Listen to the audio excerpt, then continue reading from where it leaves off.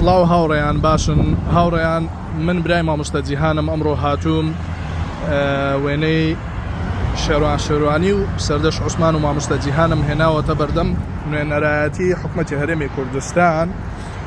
من لێرە دەمێ ئەو پەیاما بە حکومەتی هەرێمی کوردستان بگەینم کە ئێوە بە هیچ شێوەیەک ناتوانن دەنگی ئازاد بکەن و ئەبێ بە زووترین کاتش ڕوونکردنەوە بدەن لەسەر کەیسی مامۆستا جیهان.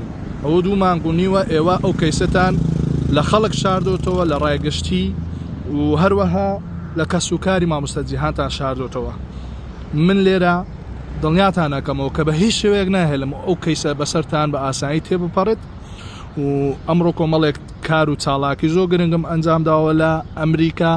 ئەو کەیسەمان گەیاندۆتە زۆر شوێن بەتایبەت کۆمەڵێک ڕێکخراوی مافی مرۆڤ قسەم لەگەڵیان کردووە و بەردەوامش دەبووم لەسەر ئەوەی کە ڕووی ڕاستەقینەی ئێوە بە هەموو جیهان دەربخەم و خەڵک بتان ناسن کە ئێوە چ جۆرە ئەژدیهایەکن.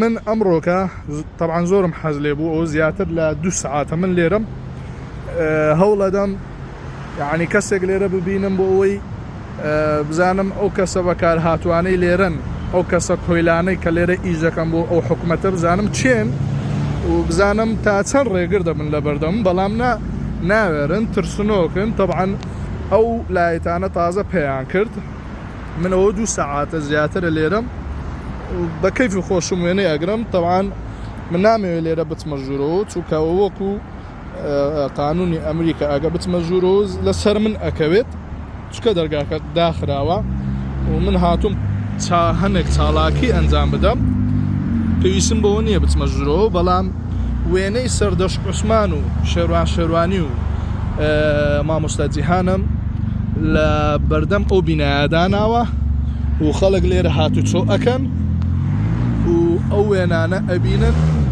و ئەو وێنانە هەر ئەمێنن حتا بەیانیش ئەگەر ئەم ترسنۆکانە نێن لی نەکەنەوە و خەڵکش ڕووی ڕاستەقینەی ئەو دەسەڵاتە ئەناسن و من بەردەوامش ئەبن لەوەی کە ڕووی ڕاستەقینەی ئێوە بە هەموو دنیا بگەینم و دڵنیاز من لەسەر کەیسی مامۆستا جیهان بەردەوام دەبم لە چاڵاکیم وەکو برای مامۆستا جیهانی و ناهێڵم ئەو کەیسە بە ئاسانی لەسەرتان تێبپەڕێت. بژی ئازادی بژی خەڵکی کوردستانی بە شەڕەف بمرن کۆیلەکان و هیوادارم بە زووترین کات ئەمانە لە دەسەڵات لا بکەون بۆ ئەوەی بە حەقی خۆیان بگەن لە دادگایەکی دادپەروەرانن. زۆر سوپاس. سڵاو هاوڕێیان چەند لە شەرم و حای خۆیان دەترسن. طبعاً ئەو ترسنۆکترین بەشەر لە هەموو دنیا ئەو حکومەتەی هەرێمی کوردستانە. بڕواتانە بێ لەوانە ترسنۆکتر نییە. بەس 5 دقە لێرە ڕۆیشتم سوورامەوە هاتیمەوە ڕسمەکانیان هەڵگرت. شەرم و حیاتان بە خۆتانە بی. ئەوە دوایی لە ڤیدیۆ بیبینن باشە لە لایڤی فەیسبوک ڕسمەکانیان هەرگرت چاوەڕێی ئەوەیان دەکرد ئەمن بڕۆم. تەوعاان هەموو ئاگایان لێە من وا لێرەمە ئەوانەی لە زۆرێنە لە ڕوویان نایە بێنە پێشەرگا نانەوێ قسەم لەگەڵ بکەن بەڵام لە شەرم و حیای خۆیان ئەترسن بۆەوەی خەڵک لێرە هیچ شتەچیوانە نەبینن. ئەمە سبەینە دیسان دێمەوە ئێرە بە ڕسمەکی گەورەتری جیهان و دڵنیاز من لە سبەینە حتا ئێوارە لێرە ڕادەوەستم.